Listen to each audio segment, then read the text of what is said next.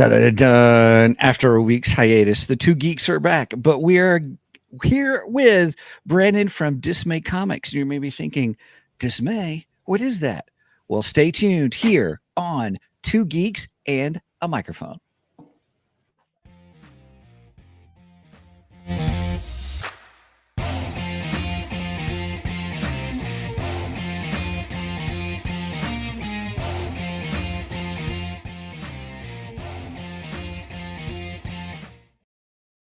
Hello there. So who talks first? You talk first. I talk first.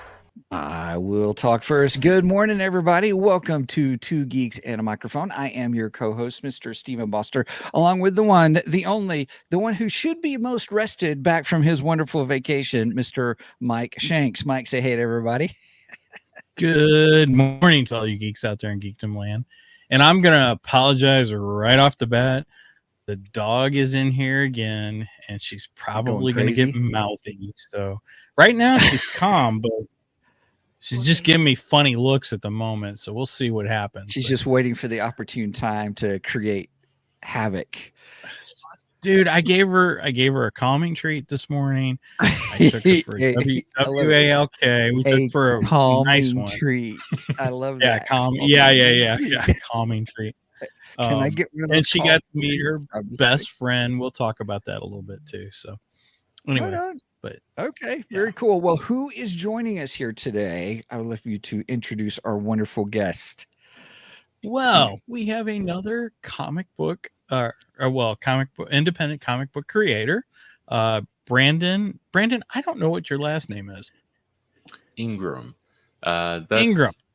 That's also the thing is everyone, if they watch NBA or anything, they hear Brandon Ingram. They're like, you mean like the guy that was on the Lakers who went to the Pelicans? Different guy. Once you look that up, you'll definitely see. Definitely realize the difference. Okay. Yeah. So I'm not an NBA person, so I wouldn't have known that, but I have a similar issue. My name is Michael Shanks. And if you're into sci-fi, you know that Michael Shanks played on Stargate. Yeah. So I've gotten that in the past. So yeah. I understand the pain. For me, I've been a substitute teacher before, and sometimes the teachers will write the sub's name on the board before they come the next day or whatever. Yeah. And I remember walking in. Oh my it was like gosh. 4th or 5th graders walking in, and like hearing a couple of them just like. It was quiet, but just kind of like, oh, like sighs of disappointment, essentially. And like eventually they were like, oh, I thought you were the Lakers guy, because at that time it's on the Lakers. So like, that's not. Did any of them bring any cards or anything for you to sign? Not that I know of. If they did, they probably like were like, oh, and they just tucked it right. in Put it back in there. That's hilarious. Those names on the board are always a funny thing. Oh yeah. Go ahead, Mike. Yeah. I said that must be a little bit heart-wrenching for you when you walk in and the kids go, "Aw." You're not who we expected. Yeah, at first I was thinking it was just like, oh, oh, it's not our teacher. We love our teacher. But no, it's not the NBA player didn't come to this very tiny public school that is kindergarten through 12th grade that has 600 kids there. The NBA player didn't come here. Why not? What? Oh my gosh, that's hilarious, dude. I love it. Oh gosh.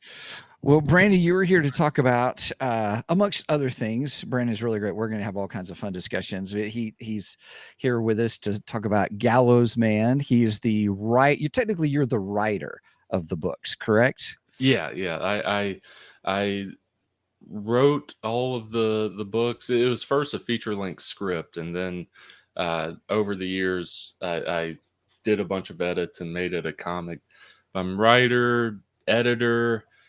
That's mostly the thing, just working with these amazing talented artists on the book. Excellent. Well, I look forward to here at the main event. We're going to go into more detail on some of that as well. So I'm pretty pumped about that. And Mike, what did you ask would you ask Brandon just before we went on if we had to say what the Gallowsman was, as in a? Oh yeah, what was sentence? your description? How would you describe Gallowsman? Ultimately, Adam West Batman meets Inglorious Bastards. Short and sweet way of describing it. There you go. We'll get into it later on further. So there's your tease, everybody, to hang in there because that's what we're going to be discussing. It's going to be great. I love it. I love it. And I love me some Adam West Batman, so can't go wrong with that. Oh yeah. All right, we ready to jump into some Geekdar? Yeah, let's do it. Let's do Throw this. the radar, sir. What's wrong with it? I've lost the bleeps, I've lost the sweeps, and I've lost the creeps. The what? The what? And the what? You know, the bleeps, the sweeps, and the creeps. That's not all he's lost.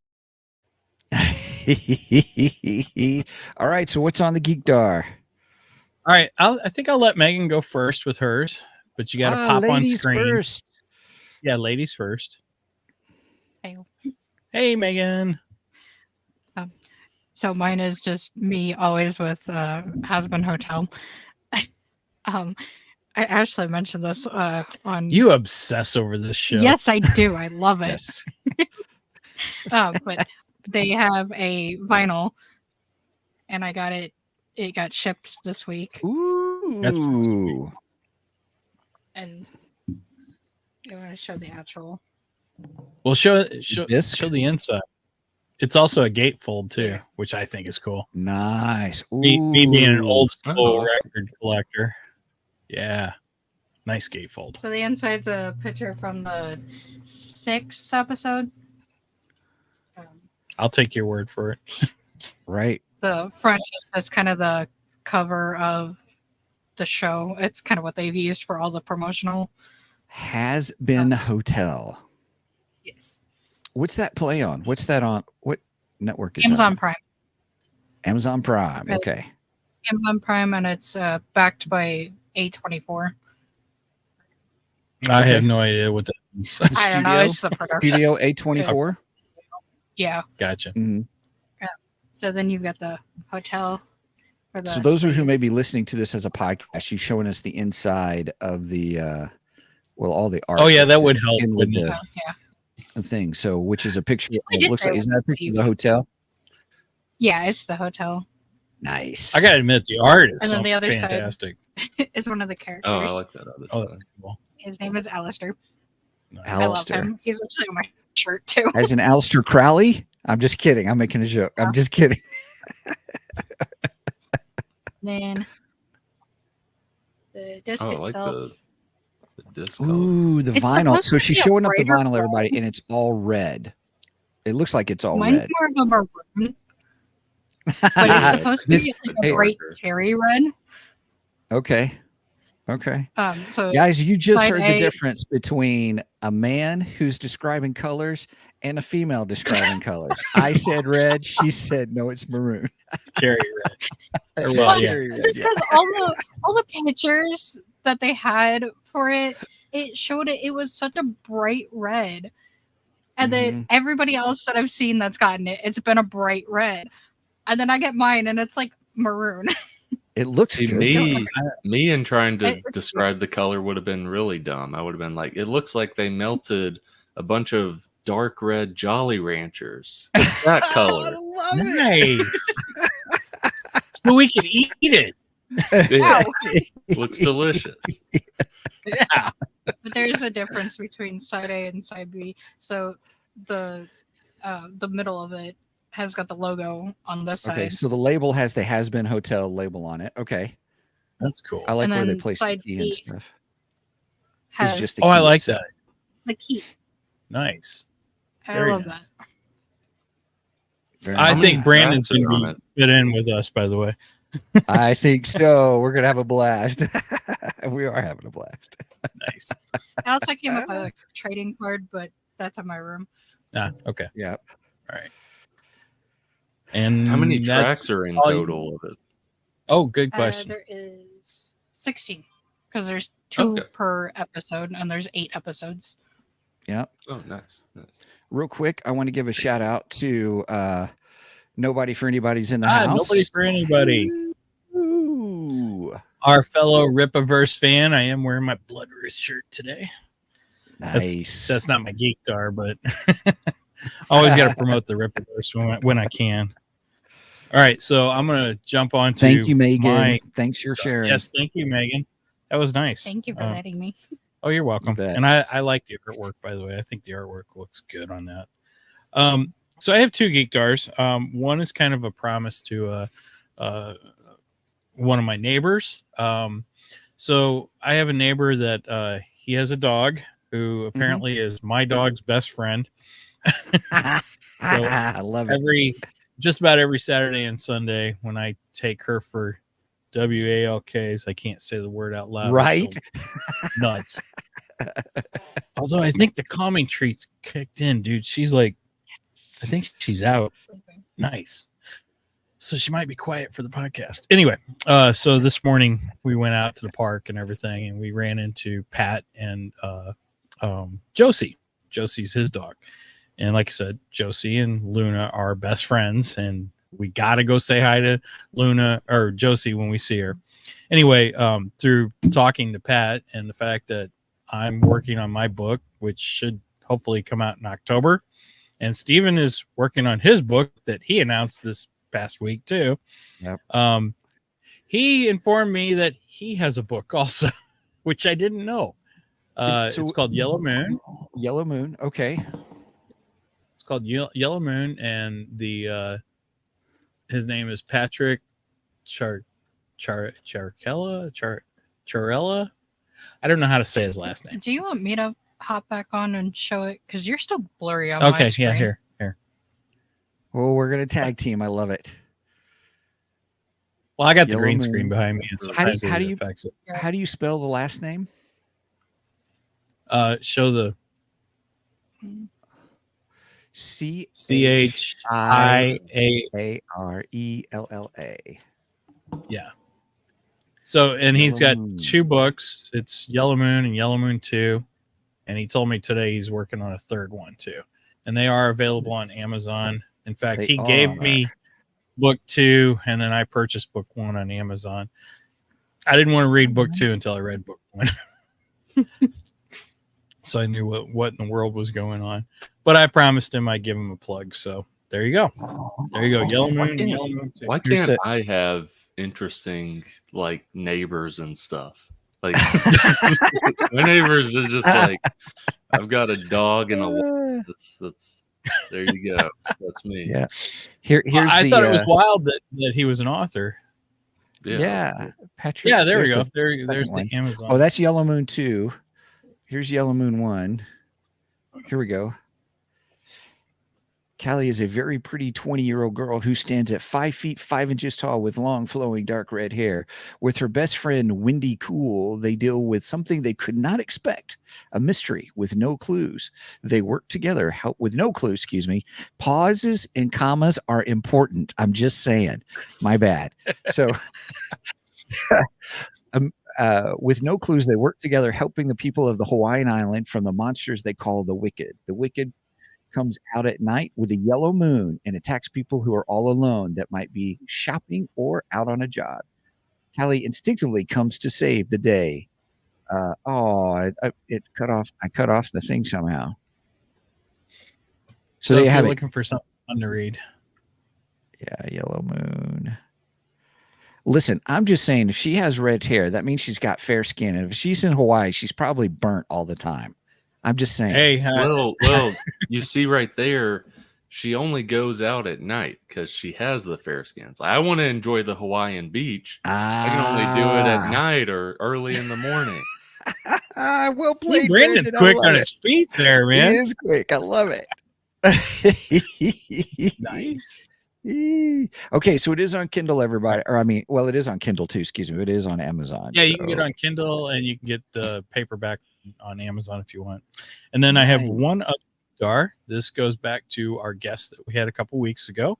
That would be Christian with his book Pinocchio. So got the print over the week while I was on vacation. Megan texted me and said, "Hey, Dad, your comic book came in." So he sent me the print, and Christian was kind enough to actually include a second print for us to give away on the air. So Stephen and I will figure out a contest for that, and we will give a second one away. He also gave me a sticker. I haven't even opened this to see the sticker. Hey, it's a live unboxing. Yeah. I missed the sticker.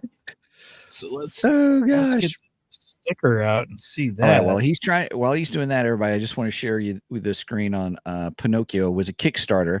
There is an email on there if you want to take a look more, but it just as a recap with Pinocchio, it's all part of it's Christian Douglas, but it's all part of his retelling of classic folk stories in a modern or futuristic kind of framework or world, that for his world building kind of a thing. So it really is a neat concept. It's not the exact same, but it's inspired. Maybe I should say inspired by old folk tales kind of a thing. Because it's not like Pinocchio nose keeps growing every time she lies. Just saying. Well, yeah, I don't think she lies in this. It's slightly different, but it's a reimagining of what Geppetto would create if he were, to be a story today and not back when it was originally written. I think it's a great concept. Love it. Here's the sticker. So it's Pinocchio. Oh, fun. That's pretty cool. I might put that on my MacBook. I'll have to see. I put a few stickers on my MacBook, and I used to not do that, but and then he also sent me one other goodie. Sent me a nice art print, some of their artwork, which I thought was really cool. So thank you very much, Christian. That was super nice of you. Christian is a really nice guy, very creative, and I really enjoyed the Pinocchio book. You can go back and look at my episode of Mike Has Issues that I did last week, since I was on vacation last week and we didn't have a live episode. And you can get more of a breakdown of Pinocchio. So that is my dar for the day. Cool. Okay. I got a lot more I could go through, but yeah, that'll be enough. We need to get on and talk to Brandon. Right. Well, real quick, my geek tar really this week was just I rewatched Batman: The Dark Knight. It's my favorite Batman movie. I rewatched it this week. It was, it's been a crazy week, and so I was like, you know what? I'm just gonna pull out an old favorite and just enjoy. And I tell you what, every time I watch Heath Ledger's Joker, I'm just always amazed. I want to know how I got these scars. Right. With it being like I think it's Batman Day today. Was that intentional or was it just coincidental? Is today Batman Day? Really? I think so. Today is Batman Day. How did I miss that? Yeah, AMC, because you had mentioned that. I didn't know, because AMC has a lot of those classic Batman movies, like 1989 Batman's playing, Batman Forever, Mask of the Phantasm, like all these different things playing, like Mask of the Phantasm and stuff. Yeah. Mask of the Phantasm, when it came out, it was around my birthday, and I went to see it in the theater, and I was the only one in the theater at that time, because I went to like an early show, like during the day kind of a thing. Oh yeah, and stuff, and that's such a good one. Wow. I think The Matrix is playing at ours, like the 25th anniversary of The Matrix is this weekend too. I believe you're right. So I think thought about Wizard of going Oz and came back to the theaters too. And Back to the Future came back. There was a lot of classics that came back this past summer. So it's Batman Day today. I had no idea. Yes. Thank you for reminding me of that. I have to turn in my Batman fan card now because I didn't realize it was Batman Day today. Oh. Well, not really, because you just watched Dark Knight. So I did watch one of the best Batman movies. Yeah. Oh, nice save. Thanks, man. Well, that just shows you're a bigger Batman fan, because you don't save it for one day. You're doing it any time in the year. Well played. Well played. Because every day is Batman Day. Exactly. See, I like Brandon. He's quick on his feet. Man. He's quick. I love it. All right. Well, I guess since Brandon's done a great job of keeping us on our toes, should we go ahead and move to the main event? Yeah, let's do that. Let's do this. It's time for the main event.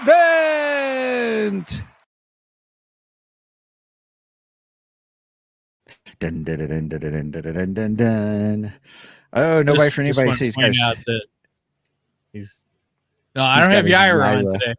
Yeah, I got. Oh, he's got his Yaira. Okay, I got my blood race on. So right on. Yaira, just those who may not know, Yaira is another character from the Rippaverse, and so nobody for everybody is a big fan. So, so he's got his. Well, and that's just cool. to let nobody for anybody know, I did pre-order my Horseman and Rip of Zine 2. So yes, yeah, I got to order mine. Yes. Yeah, you definitely got to order that one because we got to have an episode on Horseman. Right. All right. Enough of that. Brandon, great to have you here with us. Just saying. Yeah. Thank you for having me. So today, everybody, we are talking about Brandon's one of his projects is the Gallowsman, and as he did a great one-liner for it, what it is, it's think Adam West Batman, the wonderful campiness into Inglorious Bastards. So are we saying this comic book is for kids? Definitely not. And it's funny because I do conventions and yeah. I'll have parents come up and stuff, and they'll be like, "Ooh, like." They'll always ask, like, "I'm trying to get some comics for my little kid," and it's usually like 9, 10, that sort of thing, or whatever. And they're like, "Would this be a good fit?" I'm like, "I'd say no, but let me tell you like the reasons why." I tell them like, "There's no suggestive themes, there's no smoking, no alcohol use, no nudity, no language, none of that stuff. But there is some over-the-top violence in this book, and, like gruesomeness and like gore and stuff. So it's rated M. It's on the very back of the book. It's rated M for mature readers. So take that information with what you will." And usually at the beginning, I'm like, probably not. And then they'll decide. The thing is, I mention all that stuff, and then they're like, "Oh yeah, as long as there's no nudity, yeah, he's seen horrible. He watches all the Saw movies. He likes all that stuff." I'm like, okay. Oh gosh. I hate it when people ask me, "Is this safe for my kid?" I don't know your kid. I don't know what they can handle. It's best that you go watch it and you make the decision whether it's good for your kid or not. Oh yeah, yeah. I hate answering that question. It's funny to see, especially at conventions with that sort of thing, the kind of the stigma that US comics have, where like you can have basically Punisher Max, or you can have Punisher Max and it's like yeah, like I'll get that for little Billy, but if there's one nipple, how dare you? How dare you? Oh Nice. gosh. You've been out of the country to promote your book? Through StreamYard, yes. Through the digital wave, I've been out of the country with talking like to Australians and Canadians and stuff. That's physically, cool. Physically, I've only been in the States. That's all right. And I no, there's nothing wrong with that. I mostly do the Kickstarters and that sort of stuff, and then like the local conventions, which it is like where I am. It's not Central or South Florida where there's a convention every other weekend. Here, like it's slim pickings in terms of conventions. So that's why I also do the Kickstarter, so it can get like everyone can check it out instead of like this very tiny bubble that I'm in. Yeah, gotcha. We've got some really good friends of the show, the Three Geeky Dads, and one of them is a comic book creator. He's an illustrator for Werewolf with a Chainsaw. It's really fun, and the guys are great. I like the title. they do. They're Oh, the over title in- is just awesome. Yeah, that's a great Yeah. title. they're in the northeast, and so they have a really small, there's like a horror convention that happens and stuff, and it's just, really small when it's up, but they're always there. They're doing the show, and they're always showing pictures of all these, these horror fans that get together for the convention. But this is a small one too, but it's always fun to see those. And I think I've often wondered if those are not really a whole lot more fun than some of the large ones, just because it seems to be more of a which just an intimate community, if that makes sense. I was going to say, as a creator that vends at conventions and stuff, and does artist alleys at conventions and stuff, I've done some bigger conventions. I've done smaller conventions. I personally prefer smaller conventions because it's like what you said. It is more intimate. The bigger conventions are good, and it's what you make of it. It's what you make of it as a vendor or whatever. But bigger conventions, you have to factor in that, like, hey, the reason the person that the most people are there are usually the celebrity guest, like Mark Hamill's there, or this person's there, or that person's there, to where they're paying $100-200 per celebrity for an autograph, photo op, that sort of thing. And there's probably at least a couple celebrities they're doing that with. So there's about $300 to $400 out of that person's pocket, as well as the bigger conventions. It's about a $50 admission fee per day. So let's say they do one day. At least, now it's $350, $450. Then most of the food is overpriced. So you're now talking about $50 for food for your family. Sort of thing. Yeah. Right. To where right. It's stacked up that one day is now $400, $500, and that's not including if they had to like fly here or drive here and get a hotel and all that sort of stuff. To where, as an indie creator, you have to understand, like, they spent probably $400, $500 plus dollars, like, just to come here. I'm not expecting them to come down Artist Alley and look at all of us in Artist Alley, and it's like, yes, let me get some of that. Let me get some of that. Here's my money. Like, it's completely understandable. Like it's the joke of the Artist Alley people, but we sometimes joke about, like, once people have left the celebrity area, they'll kind of like look down and just like quickly go through Artist Alley. Hand on their eye. But don't make eye contact. Don't make eye contact. Don't make eye contact. But it's completely understandable, and you can have like one great sales at big conventions, but you can also have a great time. It's what you make of it. But I personally like the smaller conventions more. Nice. Well, yeah, you don't get lost in the big celebrities and stuff like that. Yeah. You got a better opportunity for people to come by and peruse your product, and I can see that. I can see that a lot. Makes sense. Oh yeah. I know. So let's talk Gallowsman. So I what I did here real quick was I popped up a I'm gonna pop up here, but on your it's one of your Kickstarters. So everybody can kind of see. Everybody, what we're looking at is an image of the Gallowsman. Thank you. I'm going to make that a little bit bigger. There we go. So the Gallowsman. So tell us who is the Gallowsman and kind of what's his story.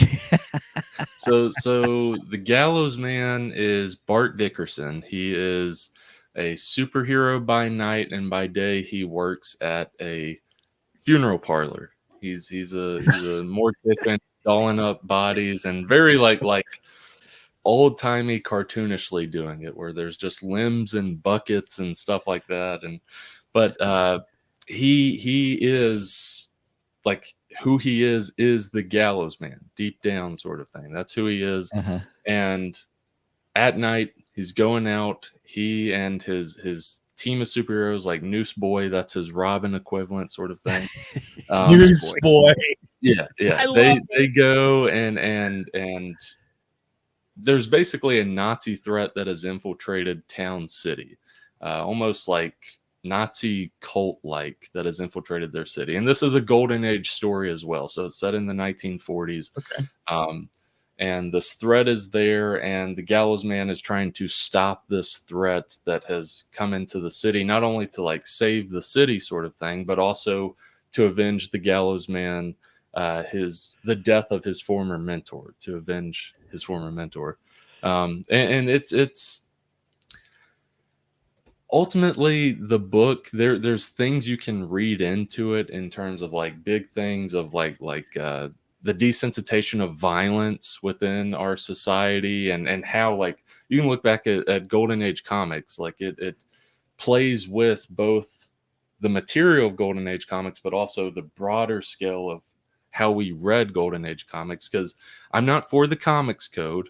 Let me first say that I think the comics code set us back very, very far in terms of Western comics. I think if it wasn't for the comics code, Western comics would be on the level that manga is today if it wasn't for the comics code. Ooh. Oh, okay. Well, hang on a Wow. second.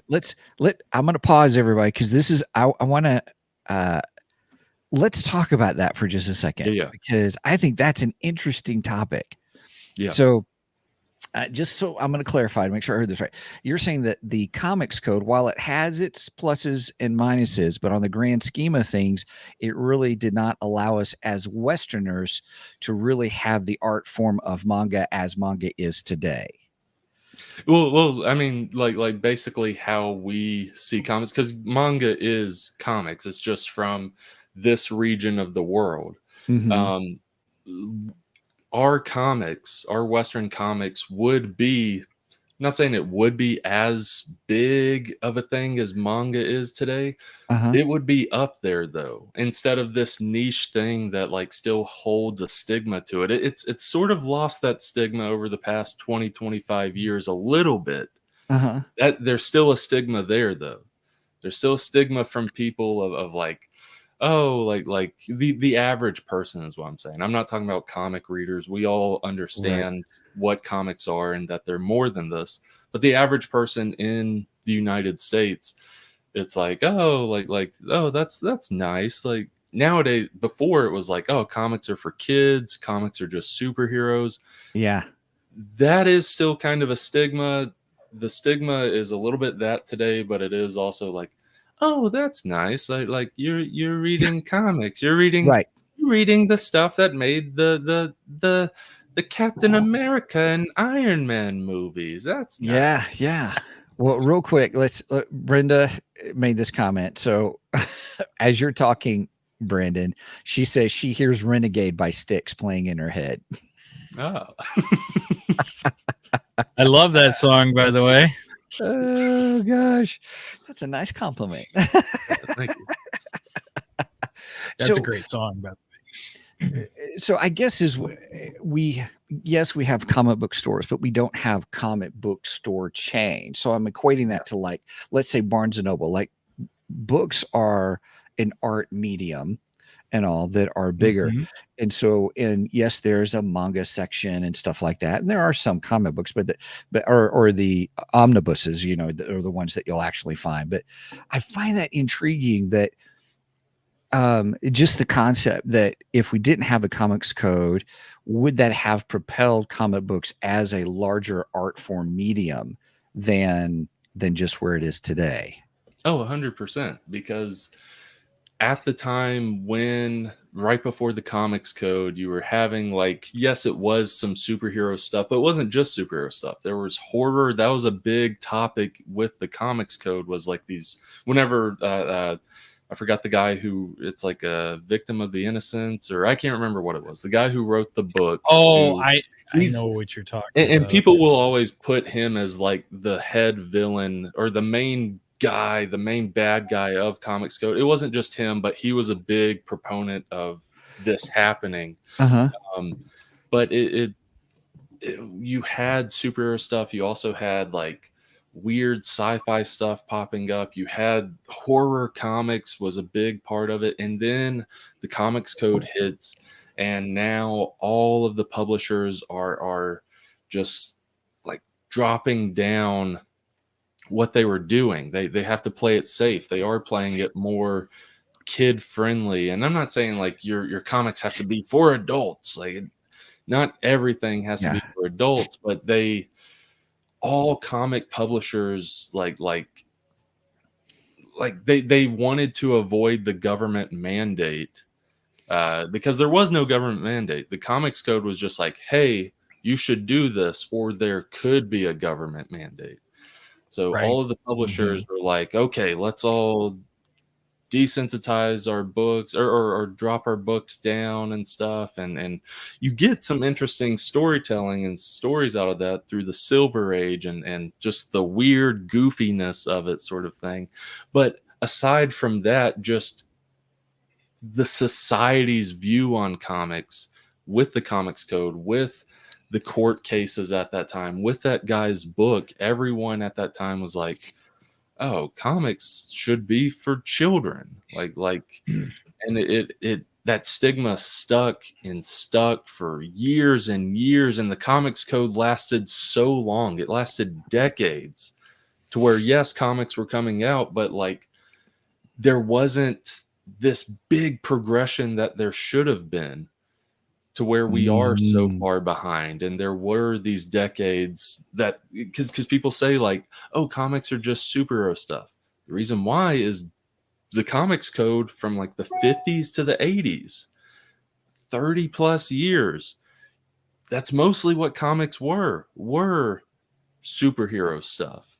So that built that stigma for everyone, that societal stigma of, oh, it's for kids. Oh, it's just superhero stuff. To where we're extremely slowly trying to move away from that today, or show the public, hey, it's not that.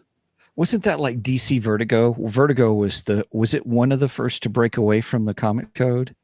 Because that's I where would say you're right. It's definitely up there. Vertigo was I believe the 90s, maybe it was late 80s. But yeah, it was the late 80s, 90s. Excuse me. I'm not saying what I am. But if you look at the 80s comics, I mean, for instance, Spider-Man and Venom and Spawn. Okay, so Steven and I, when we were collecting comics in high school, we started collecting the Venom series. What is it? Spawn. Spawn was the same time, right? Yeah. Right, but I mean, what is the name of that? Lethal the series Protector. Well, not Lethal Protector. That was Venom. But the Spawn storyline with the one you stopped collecting, Steven, where they were killing everybody, and you were like, it was Maximum Carnage. It was Spider-Man Maximum Carnage. Oh, yeah. So in the 80s, that was the late 80s, Maximum Carnage came out. And I mean, that was nothing but blood and gore. And, it was pretty intense, especially for back then. Yeah. So you're going to make me did justify have why I stopped collecting that. Is that what you're asking me? Oh, I'm always going to bring it up. It just wasn't good storytelling. I don't mind disagree. blood. You disagree. Maximum Carnage is awesome. We might have to do a Maximum Carnage episode. But I mean, back at that point, and then you had the Punisher. Punisher was becoming really big, and Punisher. I think that was the beginning because, but I hear what Brandon's saying. That is the aspect that, hey, Golden Age, Silver Age was all superheroes and stuff, and it wasn't until the 80s or 90s that breakaway began. And so what I hear you saying is that if we had broken away earlier, it probably could have been more accepted as an art form today as it is, but yet it still would be more prevalent, even more so. Like 20 years from now will be kind of what we're saying is really where it should be today. Yeah, sure, 100%. It's a great concept. I've never really thought about that openly. That's why I'm just fascinated by it's got me thinking. Oh yeah. I mean, like there's other factors, but a major factor is like it's essentially like the what if stories you can tell in your head of like, what if there was no Comics Code, or like what you said, what if all publishers broke away from the Comics Code 20 years earlier, or whatever it may be. Comics would be a lot further along than they are today. if it wasn't for the Comics Code. Mm-hmm. So, And Sam. I just Hey, wanted to Sam. say hi to Sam. Sam's our friend from the down under. Good day, mate. My wife chimed in again with the Archies. Archies belongs in every 13-year-old girl's bedroom, not in. I don't know. Real Today's comic Archies. So I always look at Humble Bundle. They always have different cool deals on books that support charities, and they're all digital. So they had a whole Archie collection, but it was all like Archie horror kind of a thing. And I was like, what? Archie horror? What are you talking about? I'm sorry, I just can't take Archie seriously. Oh yeah. It wasn't all Not all superheroes, but that was a major thing. Was superheroes. Superheroes made up at least 70% of the market at that time.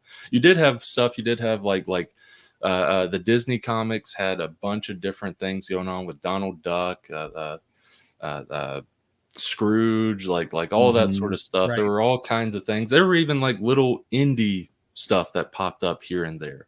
But it really wasn't till the 80s where you saw like the mass of not only publishers but creators being like, wait, this isn't an actual government mandate. This is just a thing we all like shook hands on. It was like, yes, let's do this for 30 plus years.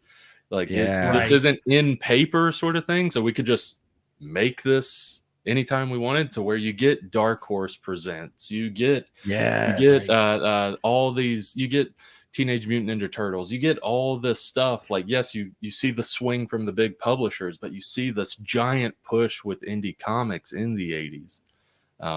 It's just fascinating to see. It is. And the name of the book that you were referring to, I just looked it up. It's called Seduction of the Innocent. It came out in 1954. And it was by Frederick Wortham. And he was basically the start of the comic books code. You are correct about that. There were, back in those days, though, like underground stuff, and a lot of it was published in magazines instead of in comic books, and that may be how they got away with it. But you had some much more graphic stuff that was on the horror side of things. But I don't think it was really considered comic books, even though it was a comic book medium in a magazine instead. So that's probably how they got away with that. What would be some of your comic book inspirations? Who would be some either writers or artists that you look up to and who inspired you? I've got comic book inspiration or comic writer inspiration, as well as like movie writer inspirations. Perfect. With comics, it's kind of a mix. There's writers I love their work and look up to, but I don't know if I think we pull something from anything we read. Like subconsciously you pull an element of it. I don't know entirely if I'm like, if I say like I love Tom King's writing, I don't know if I'm entirely inspired, like my writing is Tom King writing, because I love Tom King writing, but I don't always like Tom King's writing is like phenomenal, and he goes into some deep topics, some deep subjects, like dissects characters. Like Tom King is a master at a 12-issue maxi series sort of thing. Nice. So maybe subconsciously there may be things I pull from him. He's more of like one of my favorite writers of today. Okay. I guess some inspirations, because I write a lot of comedy, not just with Gallowsman. There's a bunch of other stuff I write. They're comedy based, and I write some horror stuff as well.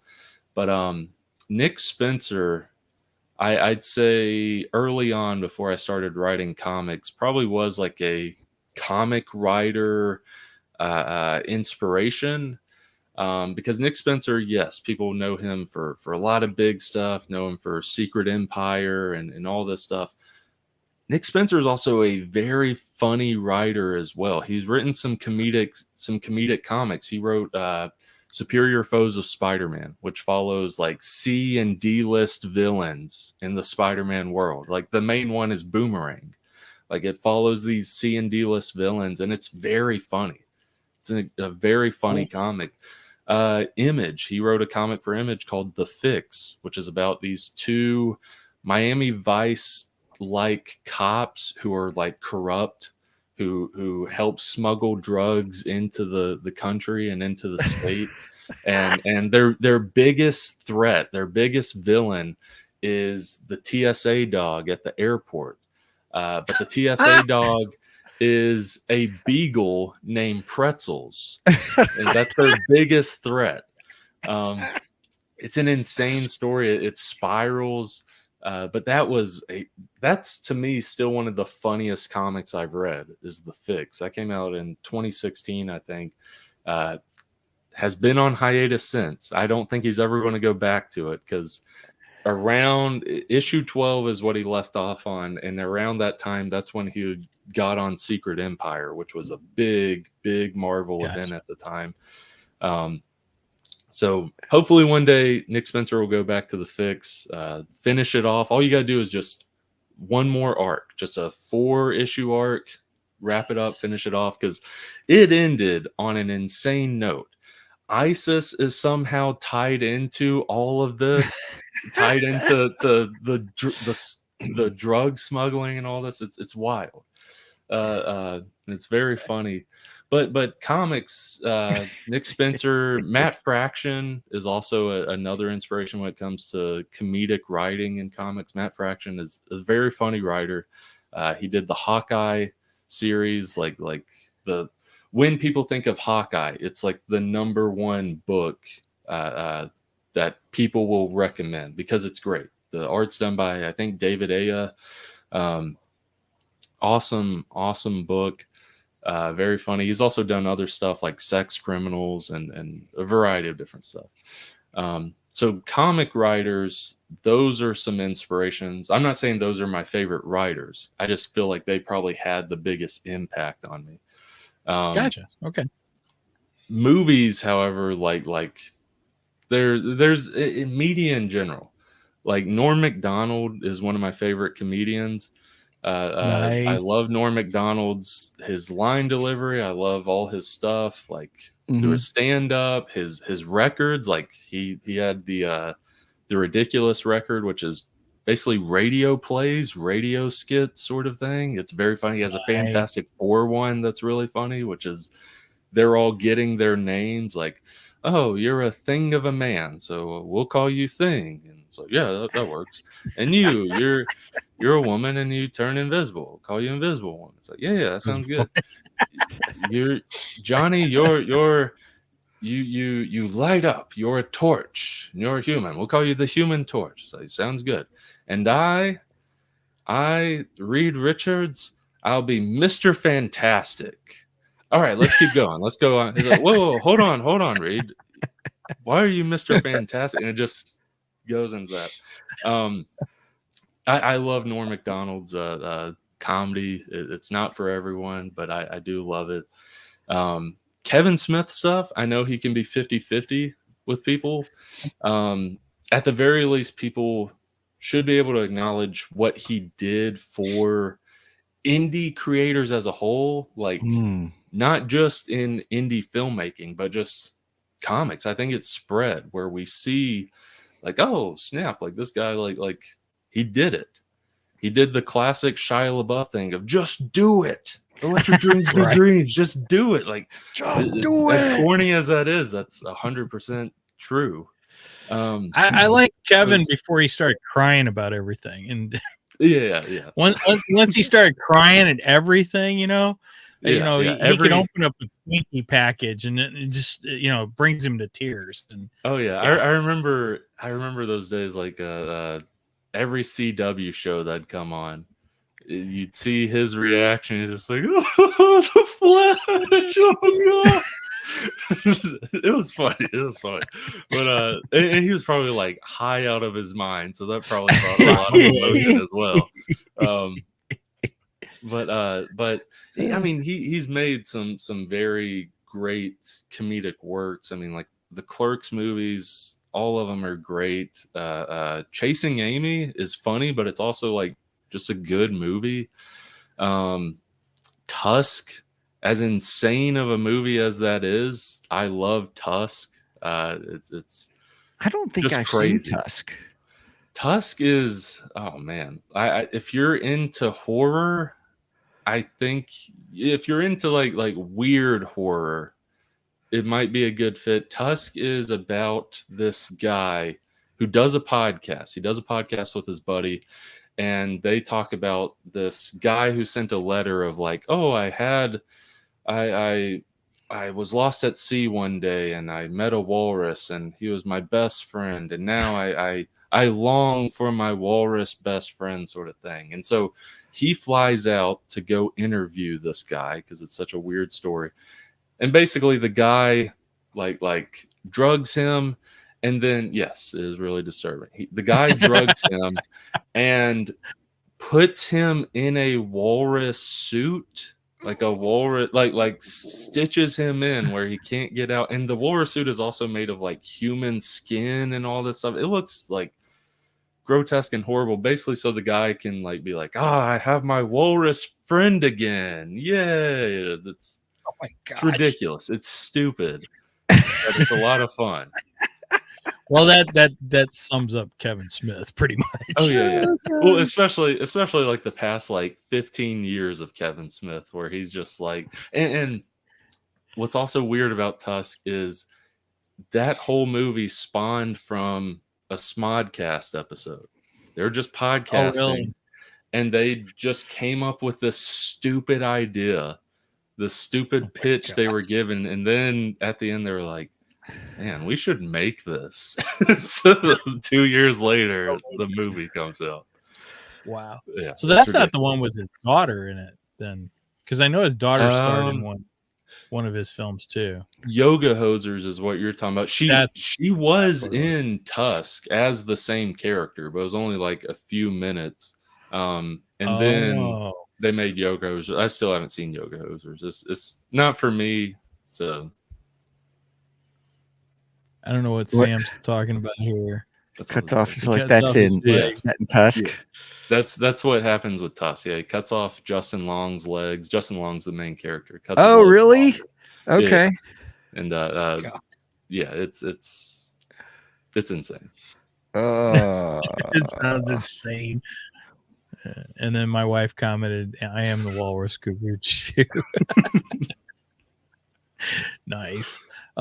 See, I never really got into Kevin's movies, but I watched Comic Book Man. I loved Comic Book Man. Oh yeah, that was a great TV show, and I was disappointed when that show went off the air. But that's where I got into Kevin with Comic Book Man, and I used to listen to Fat Man on Batman, which in the beginning was a fantastic podcast. I absolutely loved it, and then I guess he ran out of Batman content, and it kind of turned into whatever. I mean, it's fine. I don't have a problem. And then he just started crying. It just turned into it just turned into like the 10 or 20 other Smodcast podcasts sort of thing, because there's so many that they've had over the years. And then then he's crying at the Flash, and he's crying at Arrow, and it's fascinating to see the progression of Kevin Smith. I was excited when I was watching all the CW shows, and he got to direct, I think, 2 episodes of, what was it, Supergirl?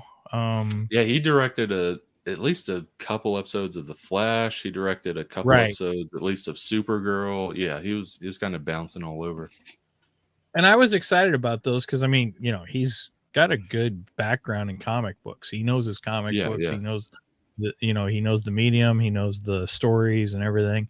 So I was excited about those. And I remember, I don't remember which episodes it was he did because that's been so long now, but I do remember enjoying the episodes that he directed. So I can say that about Kevin Smith. I won't totally put him down, but when he started crying at everything, that's when I was like, all right, I'm done. Oh my gosh, they just released the Batman popcorn bucket. Oh, That's exactly it. Oh gosh. Gosh. Now I'm gonna have to look that up. Oh my gosh, he cried about everything. And I think it was just to get more views. That's the whole thing. I think he did it to get views. I do remember him crying when he went on the set of Star Wars, the first of the new Disney ones. yeah. See, now, I put all the Disney stuff out of my head for pretty much. But It was yeah, he all cried when he walked onto the Millennium Falcon and all that good stuff. So, I don't know. I might get emotional if I saw the Millennium Falcon like that. Oh, yeah. Maybe I can give him a pass for that one. But yeah. After that, no, just stop crying, dude. They have a new flavor of Dr. Pepper. Oh. I love it. It's a 24th flavor. All right. I will say this though. I'm trying to go to YouTube to try to find it, but I can't find it. But I don't know. I'll be open with you. I may have cried too if I'd seen this kind of popcorn bucket. Oh yeah. No, I was joking. It is a cool popcorn bucket. Yeah, it's an awesome popcorn bucket. I had the chance to buy it yesterday. I was at an AMC theater, Did but you I was really? like, yeah, because it's not as expensive as I thought it would be. It's $35. I thought it was going to be like 40 that's not or too over. bad. Yeah, it's not bad because it lights up and all that stuff. Like I could have it just sitting in the corner of my room, sort of thing. But maybe, I mean, dude, if for I a go bat back, light, $35. That's not bad, and it's big too. Yeah, that's cool. And you can put popcorn in it.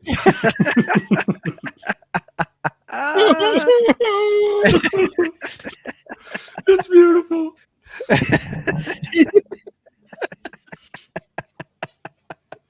Oh, I guess we will never get Kevin Smith on our podcast. No, he's heard way worse from other people, so I think it's all good. It's all in love, Kevin. Kevin, if you're listening, we'll be glad to have you on the show. Oh gosh, we might even cry with you.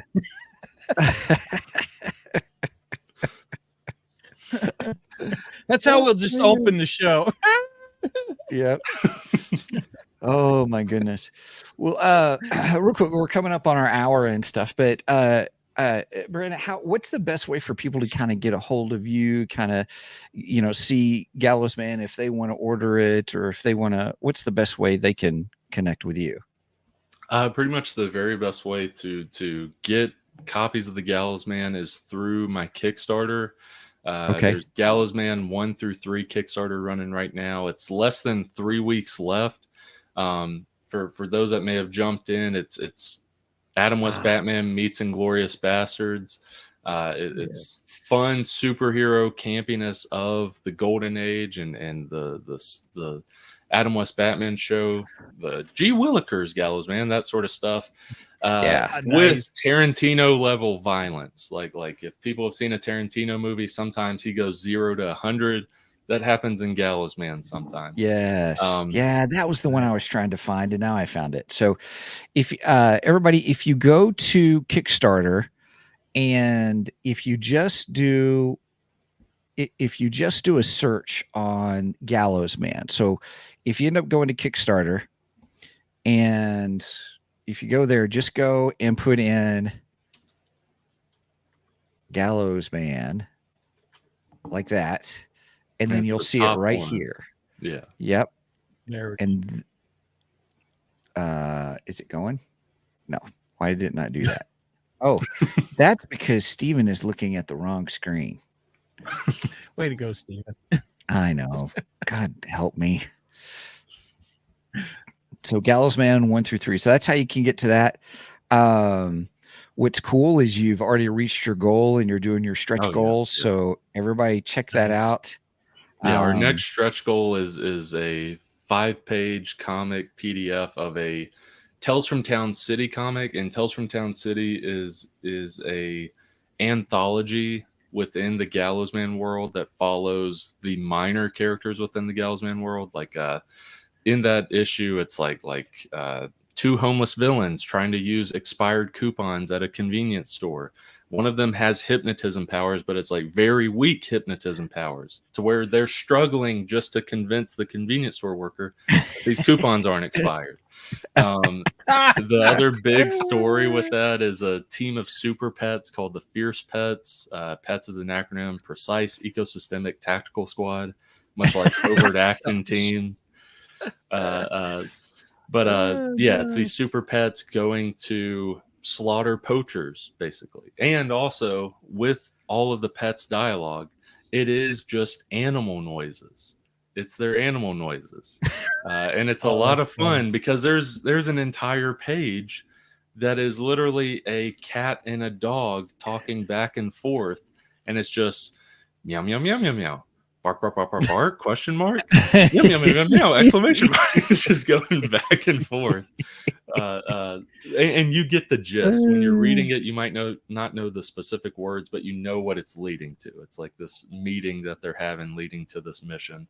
It's a lot of fun. And when I wrote that specific story, like there was actual dialogue. I just took out each syllable and then put in an animal noise for it. Nice. Which was tough with some of those because the team consists of a dog, cat. There's onomatopoeia that we all know. We all know the bark, bark, barks, the meow, meow, meows. But then there's a snake. There's a sugar glider. There's a butterfly. There's a sloth. There's a walrus. None of those really have popular onomatopoeia. So I had to look up online these animals making their noises and just come up with onomatopoeia that would work. But I mentioned that the 5-page comic that we're headed towards with the stretch goal that everyone will get is another story for Tales from Town City that has issue 2 of that has been put on the back burner, but we've had this 5-page comic done for like a year, and I just want people to be able to check it out and read it. But yeah, there's a mix of stuff in this campaign. The Gallowsman, it's ultimately a funny comic. You can go through the campaign page like Steven is doing, and you get 6 preview pages of issue 3. There's 7 preview pages of issue 1. And kind of get a feel for the book. Each issue is also like these are big issues. These aren't your standard size issues. Like issues 1 and 2 are 52 plus pages. Issue 3 is 60 plus pages. So it's almost like a mini graphic novel just about. And there's digital. You can get it digitally. Digital copies start at $7. You can get a digital bundle for $18. Physical copies start at $12. You can get Gallowsman 1, 2, 3, Tales from Town City #1, all the PDFs for it, all the PDF scripts. You can see the scripts, all the sticker sets and stuff, all that for $35. And all those comics are signed as well. And there's other reward tiers as well. There's original art bundles that people can get. Just a slew of stuff. If anyone wants to check this out, at least like Steven did, go through the campaign page, check it out, check out the trailer. It's a funny trailer, and just go from there. See if you want to read this. If you do want to read this, only way you're going to be able to is doing the Kickstarter. It's not going to be available anywhere else online right after. And I live in a weird pocket of the South to where there's not a lot of conventions here. So most likely you won't be at any of these conventions. So Gotcha. Pretty much the only way to get it online is this Kickstarter. And again, less than 3 weeks to get it if you are interested in reading it. Cool. Sounds great. Brandon, it's been great to have you with us on the show. Thank you so much for joining us. Yeah, thank you for having me, guys. Oh yeah, Absolutely. It's been a blast. Thank you for reaching out. I appreciate it. Oh yeah, 100%. All right. All right. Well, real quick, everybody, as we round out the show, please don't forget to check out Glitch Energy. It's an energy drink that's really good. Mike is doing. Which flavor are you doing today? Maui Punch. Oh, yeah, that's a good one. That's a good one right Maui there. Punch is good. Yep. Yeah, I didn't do Smurf juice this morning. So if you use our code 2geeks, you get 10% off your order. Sometimes they do openly, they do better deals. I'm just saying. But Well, we would appreciate it if you use our code. Right. That just goes to help support the channel, but it is good. They have all kinds of different flavors, and they also they taste good actually compared to other energy drinks that have that weird taste. They are the whole sugar-free thing, so they've got like sucralose, I think is what it was. Gosh, now I can't remember, but for those who are sugar conscious, they are sugar-free. And then with that, please be sure to check us out on our website at www.2geeksmic.com. The number 2, GEEKSMIC.com. That's our hub where you'll find all things 2 Geeks. And then also from there, you can check out our merch page from there, or you can go to www.2geeksmicmerch.com. And that will take you to the merch page where you got some fun t-shirts. And then if you want to help support us, you can go to our Ko-fi page. Some say coffee, some say Ko-fi. And go to kofi.com/2geeks. You'll see there we got like a $1 tier, a $2 tier, a $3 tier. And there you'll get to see some things first. We actually talk about some of our books and what we've been doing. We've got several of our first books that we did on there. They're just fun fan fiction on some Star Wars stuff that we did that's available there just as a thank you to everybody. And so that is the Dealioso. Mike, do you have anything else? Just that you please go and like and subscribe to us on both Facebook and here on YouTube. Facebook, I try and post funny memes, any information about upcoming shows such as this one. And while you're over here on YouTube, give us a tickle on the little bell and subscribe. Smash that button, do all the stuff, Woo-hoo. Blah, blah, blah. Hopefully to boost up the algorithm that YouTube supposedly likes. I don't know if that's true or not, but hey, doesn't hurt, right? Doesn't hurt. Yeah, it doesn't hurt. So, just do that for us. We appreciate it. And I think that's all I got. All right. Once again, Brandon, thank you so much for joining us. It's been great to have you with us on the show. Oh, yeah. Thank you. Yes. Thank you very much. All right. With that said, make sure and, like I said, like and subscribe. And I forgot my outro.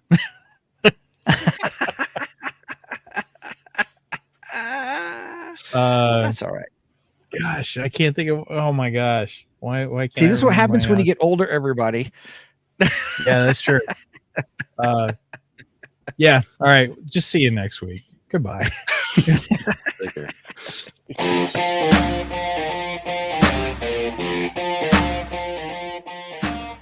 Thank you for joining us today on the 2 Geeks and a Microphone podcast.